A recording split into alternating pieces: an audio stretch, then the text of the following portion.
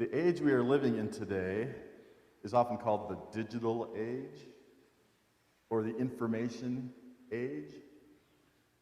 Large amounts of information have been digitized and stored on computers, and much of that information is available to us over the internet. We even have baseball umpires that have been digitized. We just found out this morning. I think I first realized how much things were changing about 15 years ago. I was in Minnesota for my grandmother's funeral, and as often happens with funerals, it was also a family reunion. And one afternoon, there were 4 generations of my family in the same room, and at that time, not a lot of people had smartphones. The only one there who had a smartphone was my nephew, who was 12. And yeah, that's sort of the way it was. And we all decided we wanted to see a movie, and we even knew which movie it was we wanted to see, but we didn't know what time it started. So my uncle, the next generation above me, stood up and said, "Oh, I'll go get the paper." You remember when we used to look in the paper to see what movie was playing? Well, my cousin, my generation, said, "Oh, you don't need to do that. I'll go look on the PC, computer." And then my nephew, who had not moved, said, "It starts at 6 p.m.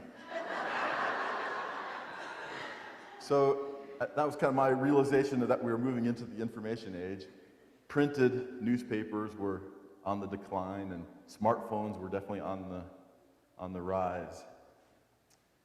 These days, many of us carry a smartphone around with us, so we have a lot of information right at our fingertips. And all this information in the world is used in many ways to make the world a better place and to help people. But there also can be a misuse of this information.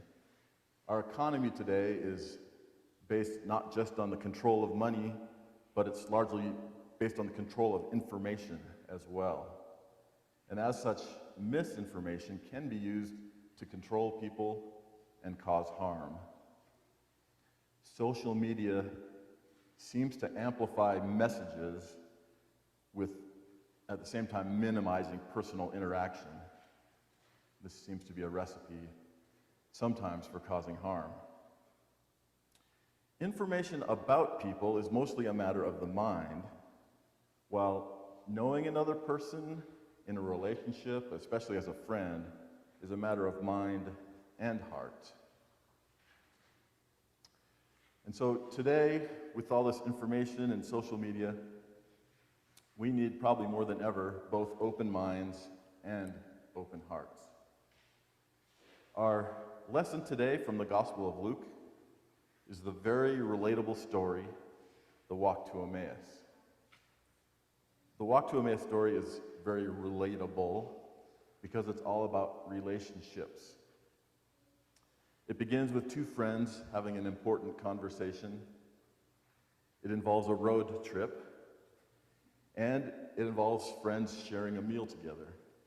So I count those as 3 of life's greatest pleasures: conversation with friends, a road trip, and sharing meals together. The walk to Emmaus story is also all about open minds and open hearts. One way Luke shows this is there's a Greek word that it's not easy to translate into English. It's dianoigo, D-I-A-N-O-I-G-O, dianoigo. And it means to open, but not like to open a door. It means to open mind and heart. I looked it up in a couple of Greek dictionaries.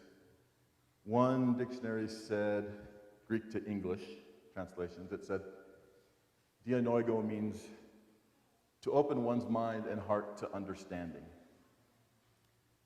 Another dictionary said it means to awaken someone's desire for learning, to awaken a desire for learning. My favorite definition came from a YouTube video Where else? Yeah. It said that it means a transformation of imagination. I'm not sure what that means exactly, but I like to say it. A transformation of imagination. We sometimes use the word open that way in English as well, like when we say, my eyes were opened to the truth. It turns out Luke uses that Greek word dianoigo twice in today's gospel lesson. One time is when Cleopas and his traveling companion are walking and talking on their way to Emmaus, road trip. And the empty tomb had just been discovered that morning. And they're talking about everything they know about Jesus and what the empty tomb might mean, when a stranger catches up to them and says, "What are you talking about?"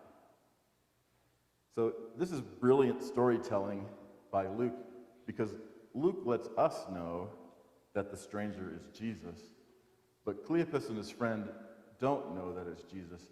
And they say to this stranger, "You must be the only stranger around here who doesn't know about the empty tomb." Well, this is good storytelling. It's pretty amusing, because we know they're talking to Jesus, the person who knows everything about the empty tomb.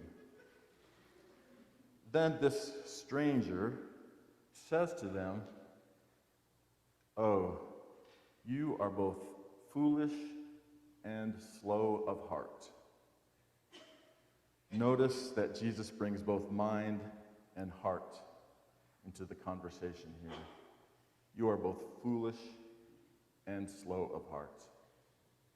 Then this stranger opens their hearts and minds to the meaning of the scriptures, dianoigo. Cleopas and his friend already knew the scriptures, but now their minds and hearts had been opened to the way of Jesus. A transformation of imagination had occurred. The other time Luke uses the word dianoigo is at the end of the day, when the three of them, Cleopas, his friend, and the stranger, share a meal. The stranger takes bread, blesses the bread, breaks it, and hands it to the two friends. At that moment, their eyes are opened, and they recognize Jesus. Jesus is no longer a stranger. Cleopas and his friends are filled with enthusiasm, and they get up and immediately walk back to Jerusalem, where they join other Jesus followers who are already gathered together there. They are gathered together sharing the exciting news that the Lord is risen. We live in the information age, and probably more than ever, we need open minds and open hearts. The Walk to Emmaus story is all about open minds and open hearts, and about the transformation of imagination. The story concludes with a gathering of Jesus' followers sharing the exciting news that the Lord is risen. The story concludes there, but it does not end there. The story continues with us whenever we hear the scriptures together. The story continues whenever we break bread together. It continues whenever we encourage each other in times of discouragement. It continues whenever we console one another in times of grief. The story continues as we share the good news that the Lord is risen. Jesus is risen indeed. Alleluia.